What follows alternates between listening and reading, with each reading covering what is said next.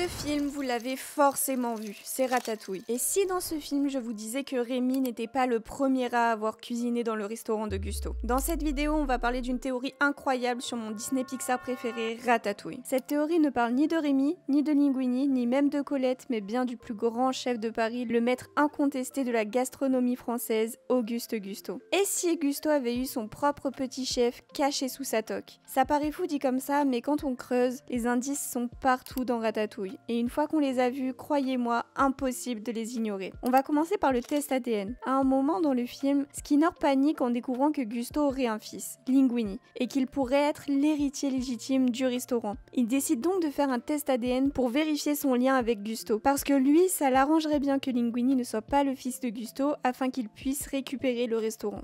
Sauf que le test échoue. Pourquoi? Parce que le cheveu utilisé pour comparer l'ADN n'est pas un cheveu humain, mais un poil de rongeur. J'ai eu quelques petits soucis avec les cheveux que vous m'avez donnés, j'ai dû les renvoyer au labo.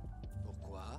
La première fois, on me les a renvoyés en me disant qu'il s'agissait de poils de rongeur. Là, on pourrait se dire « Ah mince, c'est un poil de Rémi », mais non, c'est pas le cas. Et c'est là que ça devient intéressant. Le poil ne peut absolument pas appartenir à Rémi. Pourquoi? Parce qu'on ne voit jamais Skinner prélever le moindre cheveu sur Linguini. Pour obtenir son ADN, on comprend clairement qu'il l'a récupéré d'une manière beaucoup plus subtile. Sur les verres lors de cette fameuse soirée où Skinner a fait boire à Linguini de nombreux verres de vin. En fait, le seul et unique cheveu qu'on voit être prélevé dans tout le film, c'est celui qui provient directement de la toque de Gusto, censé contenir son ADN. C'est la toque de Gusto. Oui.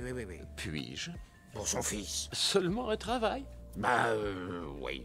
Alors, ne vous inquiétez pas, s'il travaille ici, vous pourrez l'avoir à l'œil pendant que je ferai ma petite enquête pour vérifier tout cela. Donc si l'ADN humain provient de la salive de Linguini, alors le poil de rongeur venait forcément de la toque de Gusto. Ce cheveu qu'on voit à cette séquence, c'est un poil de rat. Et cette toque, Rémi n'y a jamais touché. Ce qui veut dire une seule chose, Gusto avait lui aussi un rat sous sa toque. Si on y réfléchit, tout fait sens. Gusto était un génie culinaire, mais un génie qui a soudainement perdu son talent, ce qui a fait perdre à son restaurant l'une de ses 5 étoiles. On ne sait pas vraiment pourquoi Gusto a perdu cette étoile, si ce n'est qu'Ego lui a fait une mauvaise critique. En revanche, si c'était son rat qui cuisinait et qu'il l'a perdu ou que le rat ne pouvait plus le contrôler, là tout s'explique. Un peu comme Linguini qui se retrouve complètement dépourvu quand Rémi est pris au piège dans la voiture de Skinner et qu'il se retrouve à devoir cuisiner seul. On va le faire nous. Dis-nous comment tu l'as préparé. Je ne sais pas ce que j'ai fait. Il faut quand même qu'on dise quelque chose aux clients. Dites-leur que...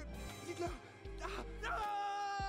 Un autre élément qui renforce encore cette théorie, ce sont les cheveux de Gusto, ou plutôt son absence de cheveux. Regardez bien, il est complètement chauve au centre du crâne. Peut-être qu'il ne s'agit que d'une calvitie, mais et si ses cheveux étaient tombés à force que son rat lui tire dessus pour le contrôler? Après tout, si un rat tirait régulièrement sur ses cheveux pour le contrôler pendant des années, ce serait parfaitement logique que ceux-ci finissent par tomber, et spécifiquement à l'endroit où le petit chef s'installait sous sa toque. Cette théorie permet même d'expliquer un autre mystère. Quand Gusto a perdu ses derniers cheveux sous sa toque, son rat n'avait probablement plus aucun moyen de le contrôler. Sans cheveux à tirer, impossible de diriger les mouvements. Donc c'est peut-être ça la véritable raison pour laquelle le talent de Gusto a brutalement décliné, menant à la perte de l'une de ses étoiles. Il y a aussi une partie très triste de cette théorie qui nous dit que peut-être que la perte de cette première étoile est liée à la perte de son rat. On nous dit que Gusto est mort le cœur brisé et peut-être que la raison de ce chagrin n'était pas simplement la critique d'Anton Ego, mais peut-être aussi la perte de son ami. Oui, je vous avais prévenu, c'est très triste. Au début du film, on voit aussi Gusto sur la couverture d'un magazine. En zoomant sur son image, on distingue une forme étrange sous sa toque. Peut-être que ce sont juste des cheveux ou une ombre, mais peut-être aussi qu'il s'agissait de son rat. C'est peut-être juste une coïncidence, mais en tout cas, ça colle parfaitement avec tout le reste. Ainsi, cette capacité à pouvoir être contrôlée par un rat serait peut-être héréditaire. Ce serait peut-être un trait génétique transmis de père en fils. Si Gusto avait lui aussi été contrôlé par un rat toute sa vie, alors ça expliquerait pourquoi Linguini a cette particularité étrange. Enfin, tout ça, ça explique pourquoi Gusto ne fait que de répéter que tout le monde peut cuisiner. Selon lui, tout le monde peut être un grand chef. Et s'il insiste tellement là-dessus, c'est parce qu'il sait très bien que malgré tout ce que l'on peut penser à leur sujet, même les rats peuvent le faire. Au final, on a un test ADN qui confirme la présence d'un rat, une chute inexpliquée du talent de Gusto et une phrase culte qui prend tout son sens. Alors est-ce que Gusto était vraiment un génie culinaire ou est-ce que comme Linguini, il cachait son plus grand secret sous sa toque? Dites-moi ce que vous en pensez en commentaire et si vous avez aimé cette théorie, n'hésitez pas à liker, partager et à vous abonner pour encore plus de secrets cachés dans les films Disney et Pixar.